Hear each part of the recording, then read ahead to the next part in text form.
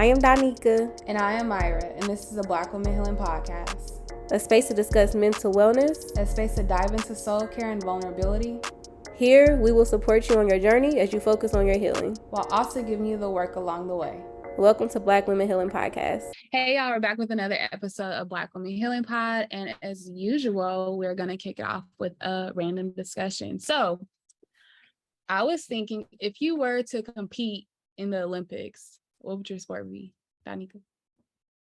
Your face already. Say it again. If you were to compete in the Olympics, what would your sport be? Don't judge me. They do like the highest is 10. The highest is 10 what? You said what would your score be? Sport be. Oh, okay. What would my sport be in the Olympics? Oh my goodness, I always wanted to do ice skating. When I was a little girl, we used to watch ice skating all the time. Like me and my sister, it was like we really enjoyed it. Like it was so fun to us. And so I've been ice skating before, and you know, I can do a regular, so I can skate around, not fall, but I most definitely can't do a tour. Like that stuff is so hard. Mm-hmm. Like when you really, oh my goodness, when you think about how difficult they have to, or how hard they have to practice, a lot of them be practicing since they was like 3 and all of that stuff. So I would like to do that. Yeah. What about you? So I always say that I would do speed walking, but my boyfriend is always like, you would not make it. Because I didn't know that they get like burns on their nipples. That's like a thing because of the wind, the way they're walking so fast. And there's like all these little things that I just didn't think of. I just figured if I walk fast, I could do it.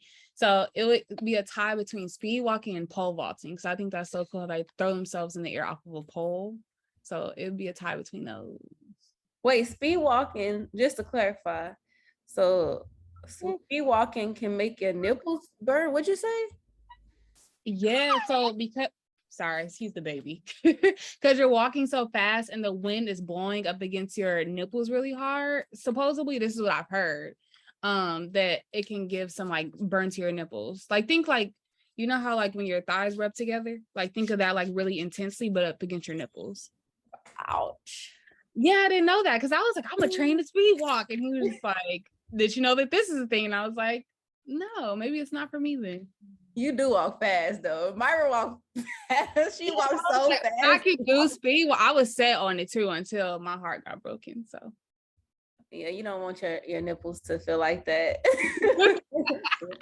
To fall off, lose sensation or something. It's like, look, you're doing too much. I'm tired of feeling this feeling all the time. Cassie, what about you? Mine would be, I was Googling it right now. So what's the name of that sport again? But mine would either be hurdles or volleyball. Yeah. What is the hurdles? I'm sorry, I don't know what that is either. So the hurdles is like, you know, when you jump over it, you got to run a little bit, you got to jump over it, you got to run a little bit like the, yeah, but they just call it like I used to do like the 100 hurdle in high school. That's what it was. And I was like, what the hell? And so it's pretty cool. You gotta stop and try to get your speed back up and then jump over and get your speed back up. That or volleyball. I love volleyball. Super big fan of volleyball. Danica, you know dancing is in the Olympics. Breakdancing.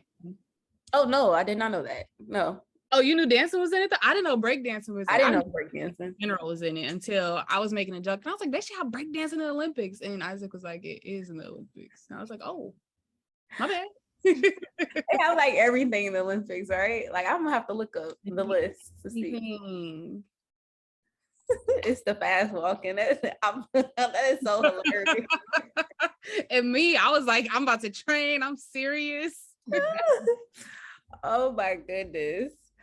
Well, thanks so much for engaging in that random topic together. It's always fun to see what's on our brains and the different ways that we think about these questions. So I'm going to go ahead and introduce our guest, you all. So today we have Cassie. She's the owner and founder of Cassie's Cure. She is a self-care coach and wellness consultant. She helps women just like yourself choose themselves first and love themselves better. She teaches women how to practice self-care unapologetically while building their self-confidence so they can live a peaceful lifestyle through wellness retreats, her self-care group coaching program, self-love workshops, and webinars. So let's welcome Cassie. And today we're just going to chat about Cassie's cure and just everything that she's doing so far. So tell us about yourself to where you are now as far as being a self-care coach. Okay, well, first off, thank y'all for having me on your show today. Super excited. Thank y'all for reaching out. I think this is so dope. As you said, me being a self-care coach, it's been an exciting journey. Sometimes when I have to go back and think of the timeline, I'm like, I did that, I thought of that. So for me, self-care, essentially, it started, I would say, a little bit undergrad, maybe my third year.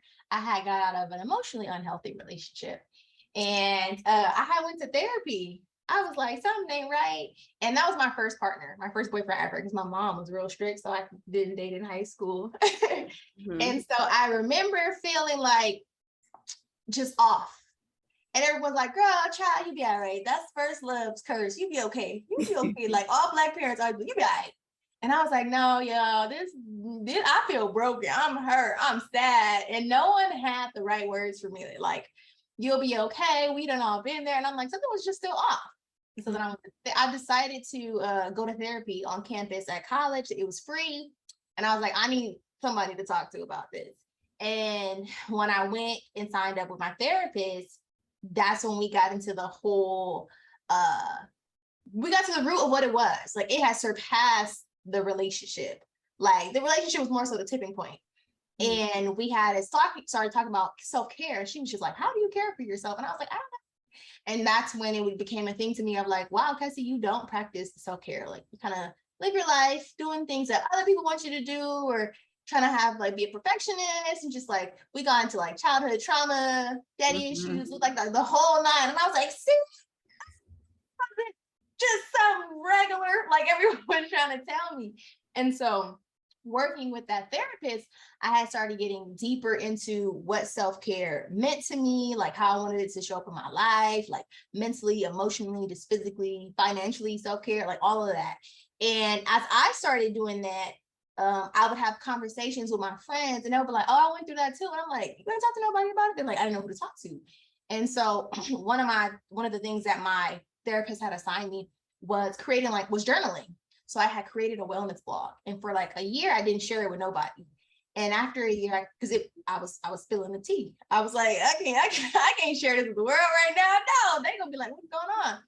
And so then like a year later, I was like, you know what? I'm gonna just start sharing it. And when I started sharing the different topics and stuff from, childhood trauma, daddy issues, failed relationships, failed friendships, self-confidence, all that, so many people would comment underneath my blogs and be like, oh my gosh, I resonate with this so much. This is so me. And like, your tips that you're sharing, like what you've been doing to combat those things, they've been really helpful. And I was like, what? Here I am thinking I'm the only one who's ever experienced this kind of stuff, and just sharing like what I'm doing to get through it. And I'm meeting so many men and women and men coming to me saying like, oh, I've started doing this and I feel better. Thank you. And so that was kind of like the start of me just doing it as a wellness blog.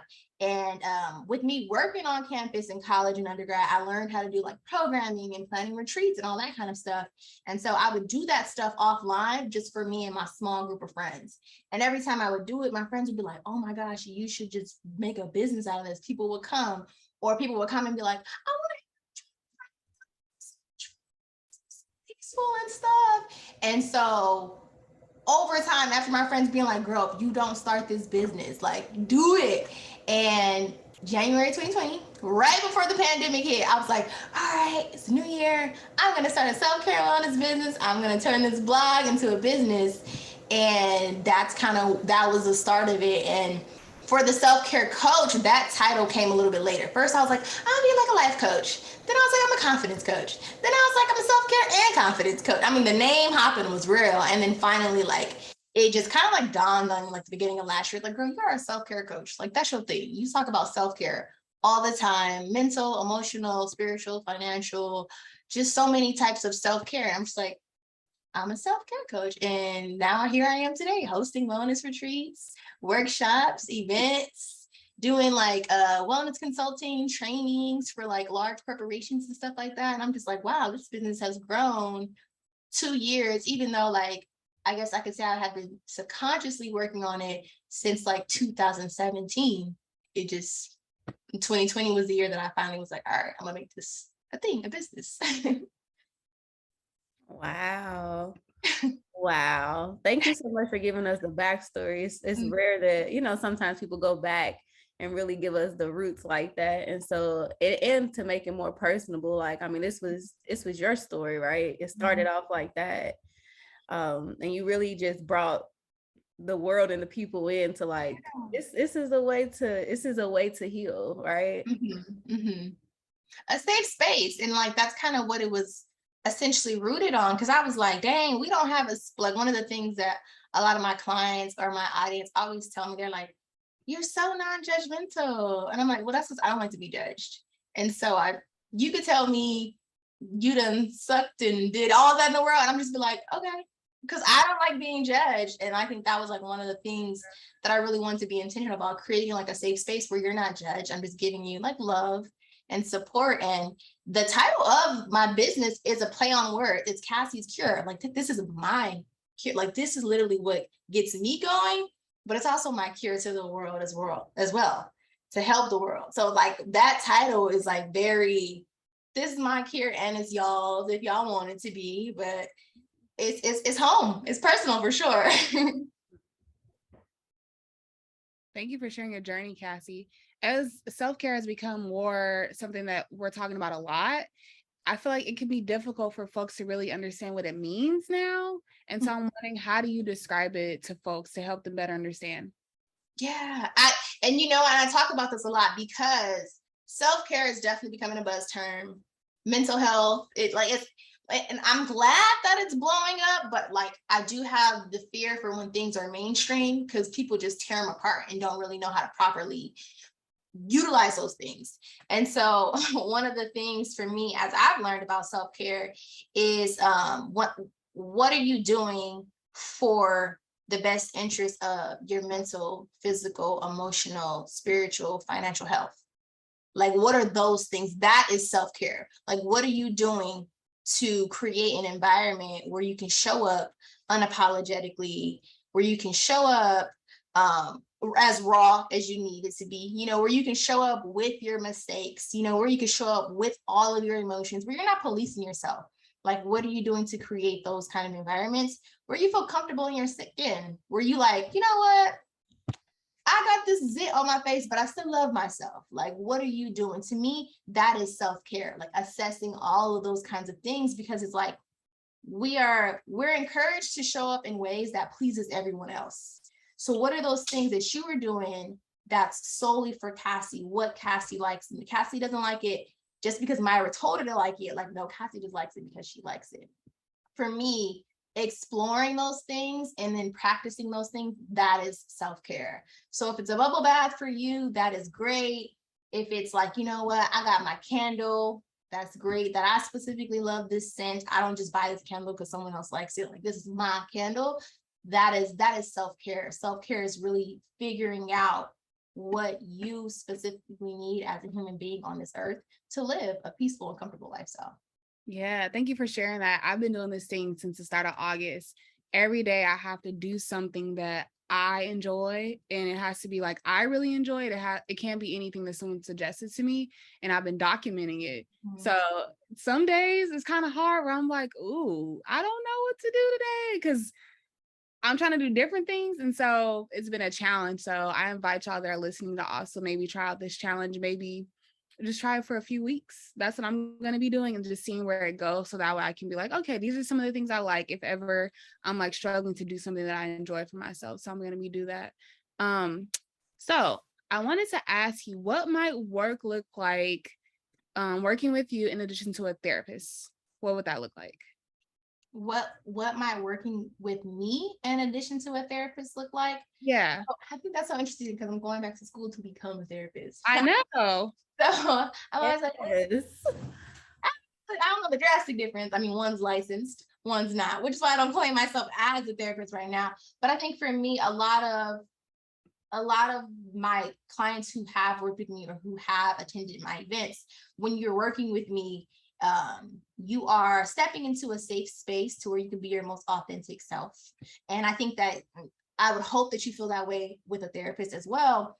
But also, when you work with me, you're doing a lot of self-reflection. You're doing a lot of self-assessment. Like you're not pointing the finger elsewhere. I don't allow you to do that. I'm like, no, you point the fingers at yourself. And working with me is one of the things that my clients always says, like, it's a confidence booster. It's a challenge to really dig deep within to get to the root of what's bothering you, why it's bothering you. It's a chance to really get to know yourself on a deeper level in a safe space. Like I feel like I guide my clients towards their healing, and I guide them to find the courage to say some of the things that they've been scared to say out loud or to themselves. You know, I encourage them and give them that confidence to, you know, I'm going to set this boundary and I'm not going to feel bad for telling my mom no or my siblings no, because I deal with a lot of like people who struggle to say no to their loved ones, because we're taught that if you say no to your loved ones, you're basically saying you don't love them. That's not true at all. Like when you say no, you're saying yes to yourself in a way that's beneficial to your mental and emotional health. So for me, I feel like most of the people who work with me are like looking for guidance in that self-discovery, that self-confidence, that self-healing route, because they want to go out, they want to be able to go through their days and not dread them. They're like, you know what, today was a Sunday. I did what I needed to do and just left it at that. Like I didn't stress over what nobody else wanted me to do. So that's a little snippet and into what it's like working with me. Yeah, that's really helpful. You're making me think about some of my clients who maybe struggle with like self-esteem, for example. Mhm. I'm imagining them coming to you to be like their hype man, and Mhm. trying to be the person to process through how was it to have your hype man and go through these different experiences. So I can see that working really well together. I like that. Yeah, definitely, for sure. I'm the one to be like, well, how do you define self-esteem? How do you define low self-esteem?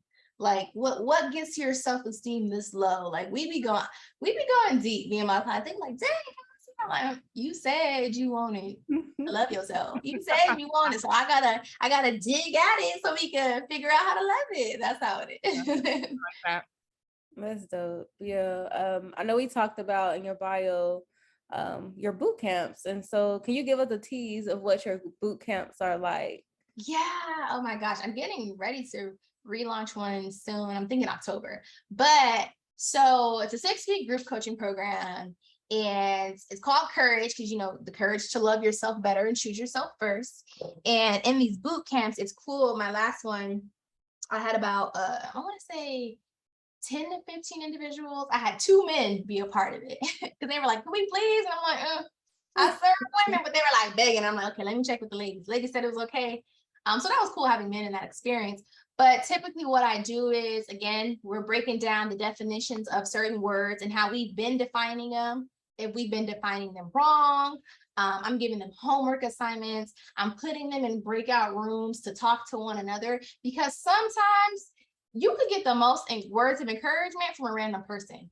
Like, don't nobody encourage you like somebody who don't know you. Yeah. Like sometimes you meet a person in the bathroom and they're like, you are so pretty. Oh my gosh. You're like, I don't know what's going on in your life, but you got this. You better not doubt yourself. And that's kind of how it was in my group coaching program when I would break them, put them in breakout rooms with one another. And I'll pop into each room to kind of dive into the topic.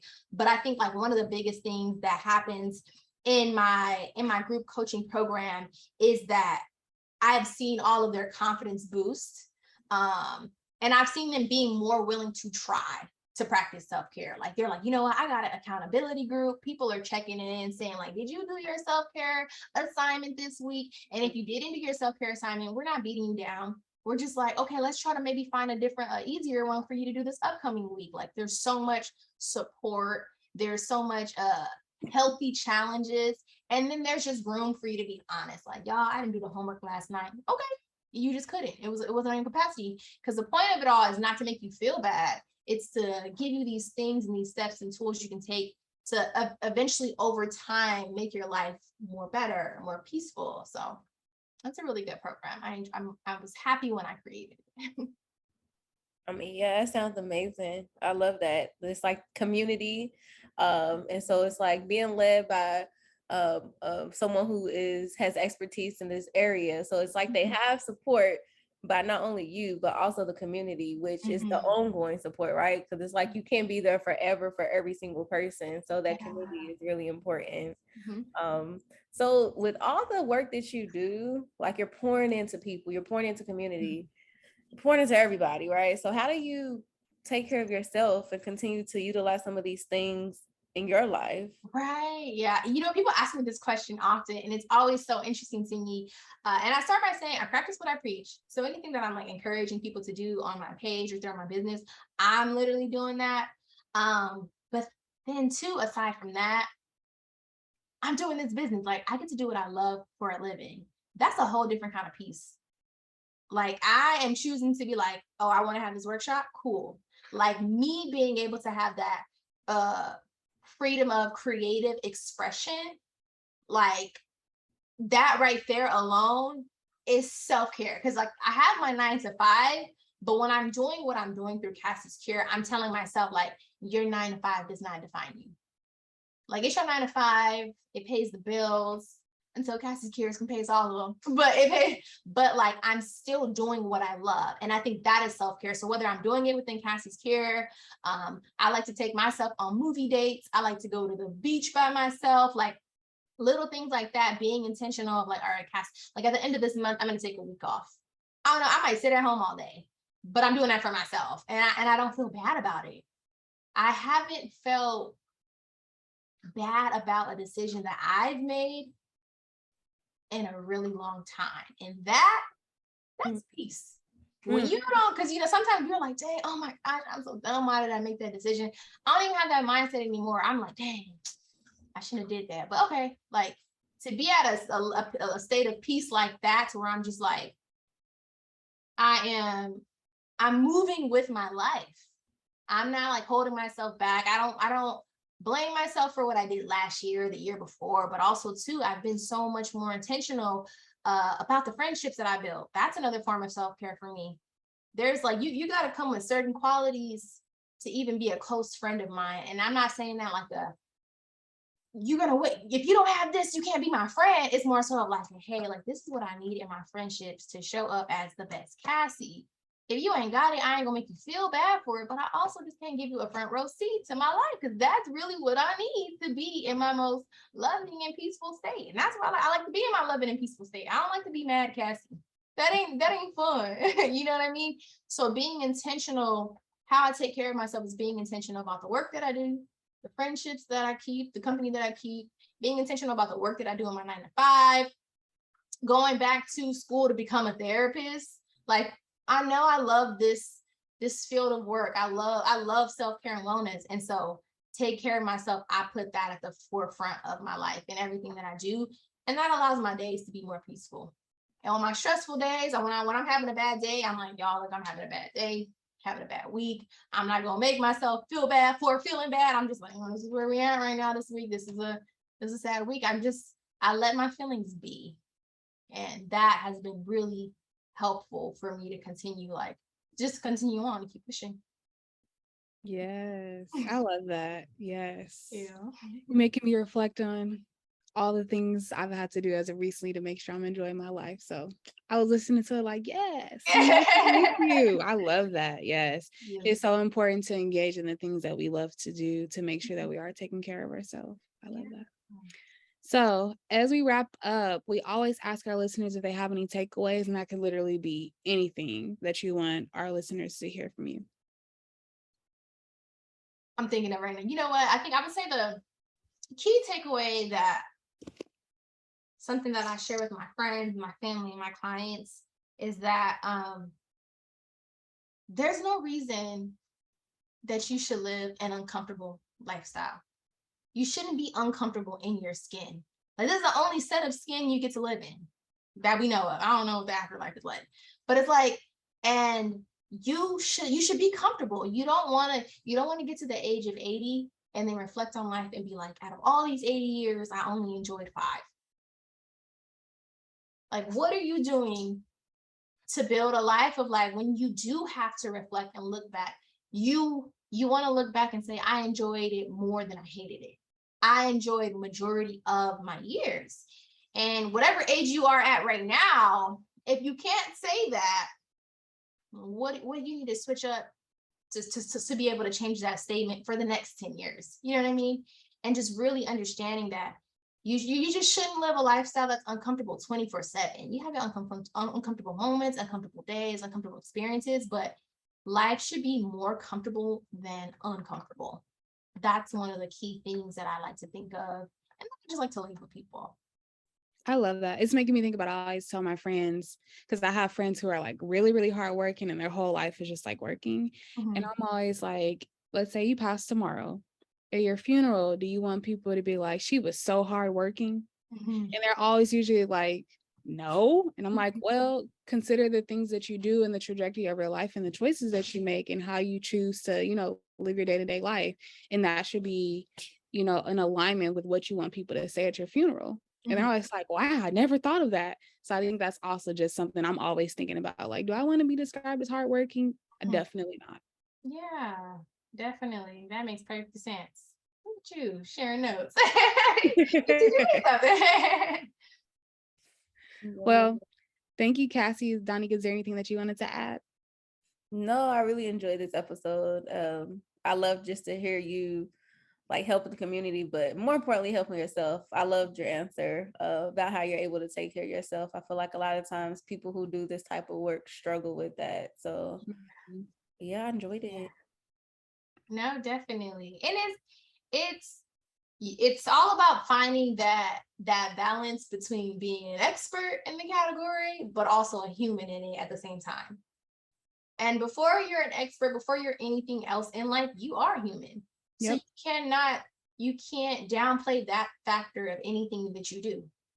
Like, you got to remember, before you're anything else, you're human. You're gonna make mistakes. You're gonna forget. You're probably gonna go backwards on your advice in a moment. Like, you're like, live at peace, and then someone comes out of nowhere and just rages you. And you're like, I can't be peaceful right now. Like, that's the human in you. You know what I mean? Right. So just making sure you're finding that balance between being the expert in the topic, but also the human that's sharing the topic as well. I love that. Okay, well, thank you so much. We'll see you soon. Thank y'all for having me. I appreciate it. Okay. So in reflecting on our episode, I want to ask some things that you're considering doing to wind down on your Sunday. Actually, you know what? Scratch that. I want to say that I think that you've taught me what it looks like to engage in, what's the word I'm looking for? Like I want to say like more enjoyable life, but that's not the word. Like a more easeful way of being, because you're all about like, I'm gonna take my breaks and then I'm gonna do this, I'm gonna do that, but yeah, I'm gonna still do my work. And now that I'm licensed, I feel like I have more autonomy to do that. So now when I'm like talking to people, I'll be like, what would Danica say? Yeah, no, I'm not gonna. So yeah, I'm not working Wednesday. You catch me for a few hours Friday, and don't contact me on the weekend. Like, not at all. So I think that's interesting how Cassie was just talking about like doing the work that she enjoys. And while she has like Cassie's Cure, I'm curious what things are going to look like for her when she's like a fully licensed therapist. Because I feel like once you're fully licensed, you have more autonomy over everything. And so I'm happy to be on this other side of things. So yeah, you're making me just reflect throughout the week how I'm like, am I doing things I enjoy throughout the week? I'm going to start my day slow. I'm going to start at 12 o'clock. Yeah, you've been inspiring me. So it's interesting that like something's happened here where you feel like you was picking up for me, but maybe seeing you do it is like reinforcing the things, because I have noticed like you just have this freedom about yourself, right?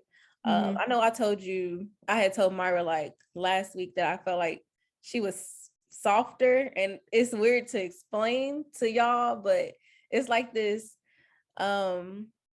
I mean, maybe that's what it is. Maybe you're just more at ease. Maybe it's not even the word soft, because I can't stand using that, especially when it comes to Black women. But like, it's like this, you just seem more at ease of like understanding what you need from yourself, from life, from people. You're not trying to force nothing. You're just like going with it. Like you trust yourself. That's what it is like. Yeah. And I don't know, it's just something about it. It feels really good. Thanks. Even though I've been forgetting, like, sorry y'all if you listen, if I didn't call you back, text you back, email you back. But that's the ease about it. That's exactly but I kind of been like, there's an email I was supposed to reply to 2 weeks ago. I should probably reply. Okay, you will. That's the thing. Like that's different for you. You're always like 40,000 things has to be done today. Stop like, reading me, dang. So like that is the ease. Like even you being able to be like, yep, dang, 2 weeks, okay. Like you're gonna get to it. It's gonna be fine. Yeah. No, it doesn't stop who you are and what's going on in your life. So that is it. I don't know. I think that's ultimate self-care, is like really just slowing down and doing what feels good. Like, there's things that you can do that feel good. Like how I said, I'm doing a thing every day, but I think the gist of it all is just daily, just doing what it takes to just go with the flow, which can feel different and uncomfortable because we're so used to like schedules and structure. Now I'm just like, what's that? Yeah, like you said about like, worst case scenario, you pass away and you somebody's at the funeral, like, yeah, she really replied back to those emails on time. Like, imagine like, she was on top of the email. Okay, and what? Like, no, like I'd rather somebody be like, she was late sometimes turning in stuff, but she was a compassionate person. She took care of herself. Yeah. She really made sure she enjoyed those moments of life, like I'd rather that. I would rather that too. I don't want nothing to be tied to how much I work. Like if it's gonna be tied to how much I work, I want it to be like she involved community, like stuff like that. But I don't want it to be like when that BHA was due, she had it in on time. Like no, Imagine I would come back up like, is this what y'all think of me? For real, I'd be like, I had to redo some stuff. Not a BHA, also behavioral health assessment. Sorry, I just had a flashback. For people who don't know, like, and they long. They're so long. Oh my God, that's funny. But anyway, I think that's good for this week's episode. Hope y'all enjoy your week. I hope this is a good start to your week, and be sure to tune in every Monday. So y'all, we have to shout out our friends over at Fiverr. We are officially a Fiverr affiliate, and I love Fiverr because you can literally go to them for any type of project you might want to work on, whether it be if you need a new logo, you need help with the resume, you need help with social media, they help you over there. So go ahead and check out our friends over at Fiverr. That's 5ERR. So 5 with 2 R's at the end. So go ahead and check them out with the link in our bio and tell them that we sent you.